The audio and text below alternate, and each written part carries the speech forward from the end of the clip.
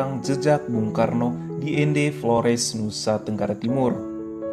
Pada tanggal 28 Desember 1933, Gubernur Jenderal Pemerintah Kolonial Hindia Belanda De Jong mengeluarkan surat keputusan pengasingan Insinyur Soekarno ke Ende, Flores, Nusa Tenggara Timur.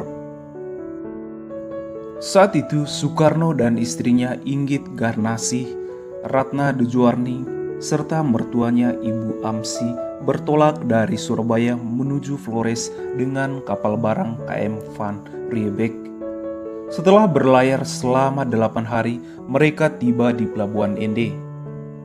Puluhan tahun kemudian, kedatangan Bung Karno di kota Ende diperingati masyarakat Ende dengan menggelar parade laut, tepatnya pada Kamis 31 Juni 2019.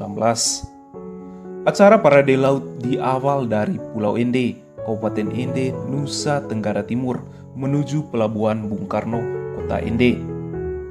Ratusan kapal nelayan yang dihiasi bendera merah putih, burung garuda dan foto Soekarno berparade dikawal oleh kapal perang KRI Teluk Ende 517. Jadi, parade ini menceritakan tentang awal mula Bung Karno diasingkan oleh Belanda ke Ende sehingga masyarakat tahu akan sejarah tersebut. Setelah tiba di Ende, Soekarno dan keluarganya dibawa ke rumah pengasingan yang terletak di Kampung Ambu Gagak, Kelurahan Kota Raja. Di rumah milik Haji Abdullah Amburawu, Insinyur Soekarno beserta keluarganya menghabiskan waktu mereka selama 4 tahun. Rumah tersebut terdiri dari ruang tamu, ruang tengah, dan 3 kamar tidur.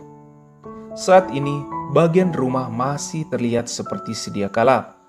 Beberapa barang milik Bung Karno juga masih disimpan seperti ranjang, lemari, biola, tongkat, lampu minyak, lampu tekan, setrika, dan peralatan makan.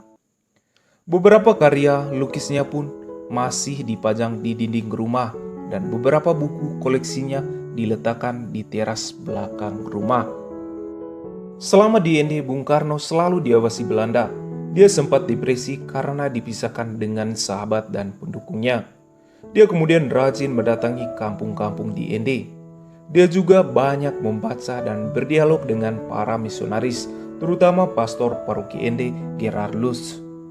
Setiap hari Bung Karno harus melapor ke pos militer di Ende Utara. Untuk mengisi waktu, Bung Karno banyak menulis naskah tonil. Sedikitnya ada 13 naskah tonil yang dibuat Bung Karno di Ende. Selama masa pengasingan, Bung Karno banyak merenung di sebuah taman sekitar lokasi pengasingan, tepatnya di bawah sebuah pohon sukun. Salah satu hasil perenungannya adalah Pancasila. Kini, taman ini dikenal dengan Taman Renungan Bung Karno atau sering disebut Taman Renungan Pancasila. Lokasinya di Kelurahan Rukun 5. Di taman tersebut terdapat patung Soekarno duduk merenung di bawah pohon sukun bercabang 5 sambil menatap ke arah laut. Sementara pohon sukun yang ada di Taman Renungan Bung Karno disebut pohon Pancasila. Pohon yang ada saat ini adalah pohon yang ditanam pada tahun 1981 karena pohon yang asli sudah tumbang sejak 1960. Pada tahun 1938, Bung Karno dipindahkan dari Ende ke Bengkulu. Pada tahun 1951, untuk pertama kalinya Soekarno kembali ke Ende setelah menjabat sebagai Presiden Republik Indonesia yang pertama. Dalam kunjungannya, ia menyatakan keinginannya agar rumah pengasingan itu dijadikan museum. Pada kunjungan yang kedua pada tahun 1954, Insinyur Soekarno meresmikan rumah itu sebagai rumah museum.